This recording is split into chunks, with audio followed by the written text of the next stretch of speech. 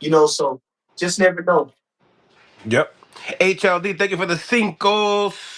Keyshawn said he learned everything he could ever learn from Team Bomac. Bud and Bernie. Question: Bernie, was Keyshawn just too soft mentally for the BMB team? Mm, Tucson mixing. I don't know. Like I say, when I heard him say things like, because he just did another show. He did another thing on With the Versace? was it Roy Jones and Yeah, he did that one. Yep. yeah. So he just did a second one, right? He did the one with the Versace podcast. With Yeah. Roy Jones and everything. I seen Like both. some things on there I didn't agree with. I won't go into them. You can't? Yeah, but a lot of those things I didn't agree with. First of all, like I said, he said he was drinking. I didn't ever get the inclination that he was drinking. I never heard that in my life. I didn't even know that he drink for real.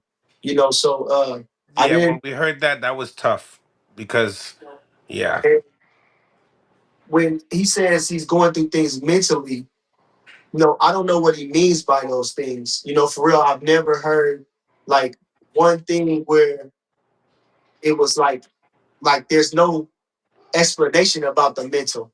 You know what I'm saying? Like, what are you really facing? What are you going through? What is bothering you so much to where you feel like you missing it because you're mentally out of it? Because, like I said, the training camps were well. He was, you know, if he training camps were well, he worked hard, he trained hard, he sparred pretty good. He had some good sparring partners. And they gave him good work.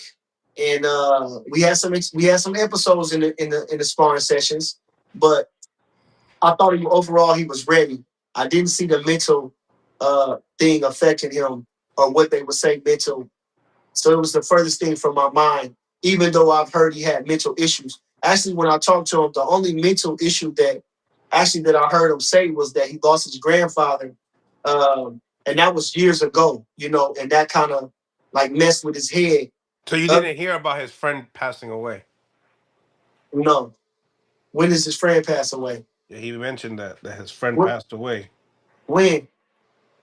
I don't know if it was the before the fight in Virginia with Edwin, I believe, See, like I'm saying, or it could have been the Lemos fight. He said he's been dealing with it for a while. He said he's been dealing with it since the Lemos fight.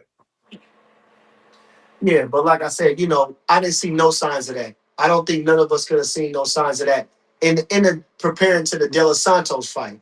I don't know that. Maybe in the fight before that, in the camp before that, the guys might have had to counsel him about some things which I wasn't privy to and didn't hear anything about.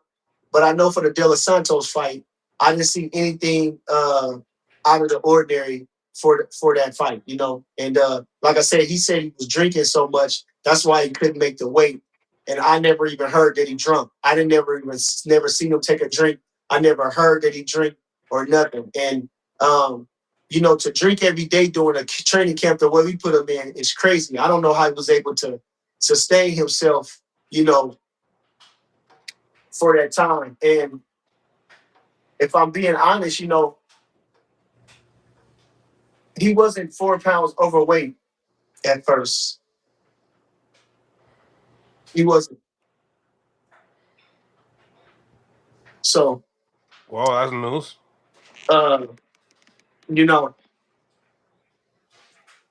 he decided that it wasn't a thing he wanted to. He decided he wasn't going to make the weight. So I don't know what that was a decision on him. Like I said, he basically said that. He couldn't make the weight. He said in other interviews, he said I couldn't make the weight. He said that even when he was after the De Los Santos fight. He said it. I just didn't want to do it. So it was basically on him. He didn't want to make the weight. Or whether he blamed it on drinking, whether he blamed it on the mental aspect of things, he just didn't want to make the weight.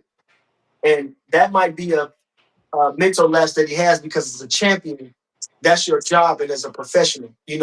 And Bud alluded to the same thing.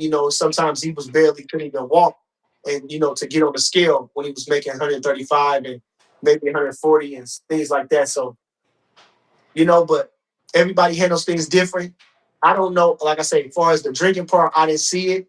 He's at a healthier weight now. I hope he's in a better space. I wish him the best, and that's all I can say about that. Yeah.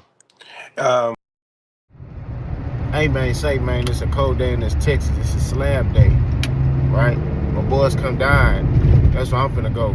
Finna go check out these slabs. Big bounce out, bounce out, K-Po through the door. Hit the top of this box, fucking about solidical. Sometimes don't last. Good people do that every so. Call it if I not matter. Peak game, ready for a swing. Alright. So, you heard the audio. Bernie the boxer. Kinda question some things that Keyshawn Davis was saying. Right? Keyshawn Davis went on one of these interviews. I believe it was it probably was Hall of Fame, the Roy Jones Jr. Andre Ward podcast. And he said, man, I was drinking every day. Right? He said, man, I was drinking every day. I was depressed because this person passed away, and it was just a lot. I was going through a lot mentally, and and even he said even what caused me to crash out at the fight, when my brother lost to the Hill Albright, I was depressed. I was thinking about this. I was thinking about that. So, and which in that part, Bernie don't know, but Bernie kind of questioned. He kind of questioned like the part about him missing weight when they was in camp for Evan De Los Santos. And he was like, he could have made weight. He just chose not to. Right? He wasn't 4 pounds over, a couple of days before the fight. He wasn't. He just decided, I'm not gonna make weight. Which is questionable, right?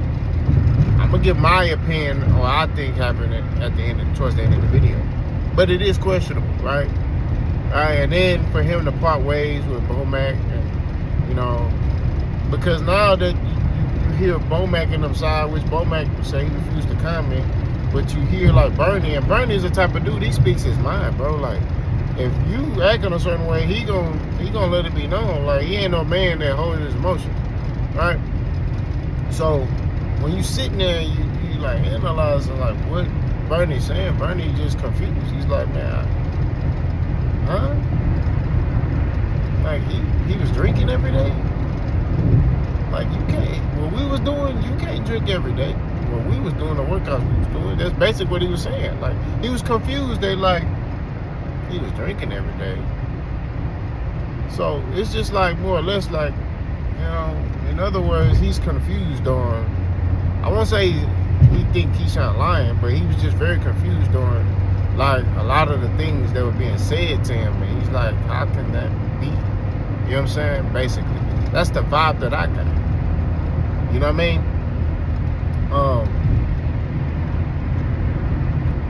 And how it looks, it is questionable, right? Because you got Keyshawn now, he's on this campaign of, hey, this was going on, this was what's going on, that was what's going on, my mental health, and then you got somebody who was in his camp, and they like, he said, I know he got mental issues, like he was still upset about his grandfather, but like, you know what I mean? So, we don't know what's going on with that. You don't know who telling the truth. You don't know. I'm just saying that Bernie, his reaction to me makes me think that Keyshawn is not telling 100% truth, right? Because Bernie's the type of man, he gonna state what he feel. He's not gonna sugarcoat. He not holding nothing back. He gonna say what he feel. You know what I'm saying? That's just the type of dude he is.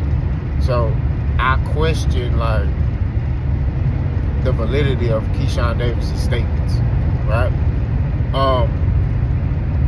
Now here's my opinion. Okay, buckle up. I think Keyshawn Davis missed weight because he saw that man in the rearview mirror.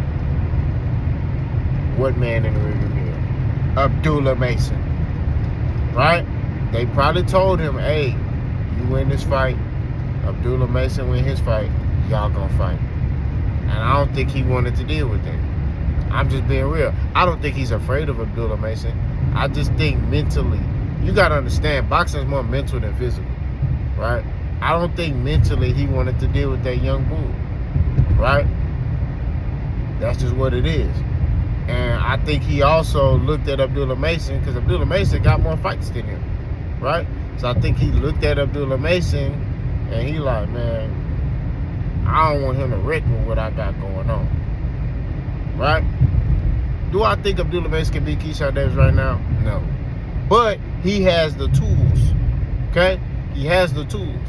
He got the tools, he just don't know how to use the tools, right? That's what it boils down to. That's what I think, right? That's another young bull where I say if he get experience, it's trouble for a lot of people, right? Because boxing is more mental than physical, right? A lot of people look at the physical characteristics and they just fall in love with it. It's more mental than physical. But Abdullah Mason got everything that you need to, if you're talking about cooking, like, he got all the ingredients, right? He got all of it. He just got to know how to put it together, right? So that's all I'm saying. Same thing with Keyshawn. Like, he got all the ingredients. He got to learn how to put it together, but he got a little bit more experience in his cooking than Abdullah Mason. You feel what I'm saying? So that's what I think happened. I also think that Edwin De Los Santos fight, he was a little concerned about that too, right? Like I said, boxing's more mental than physical. I just think that he was looking at those two fights, because Top Rank probably told him, hey, you gonna fight this dude after you fight him. And he wanted to do his own thing. I'm just being real. That's what I think. And I also think that's why he got rid of Bomac and them, because they were holding him accountable, and he want to do what he want. He want dudes around him where he can tell them what to do. That's what I believe. I don't think that he got dudes around him now that's going to hold him accountable, right? He got dudes around him, and I could be wrong, you know what I'm saying? But I'm just saying, you got a coach who had arguably one of the best fighters, right? And Terrence Crawford, who got all these belts and accolades, who beat El Spence, who beat Canelo, right? Who is your coach? My bad, y'all. Somebody called me. Who is your coach? And you basically part ways with him. So I just kind of question a lot of things with Keyshawn Davis, but don't change the fact that he's a good fighter. I think he's a talented kid, but it's just a lot of holes in his story, in my opinion. Yeah, let me know what y'all think. Boss Guy.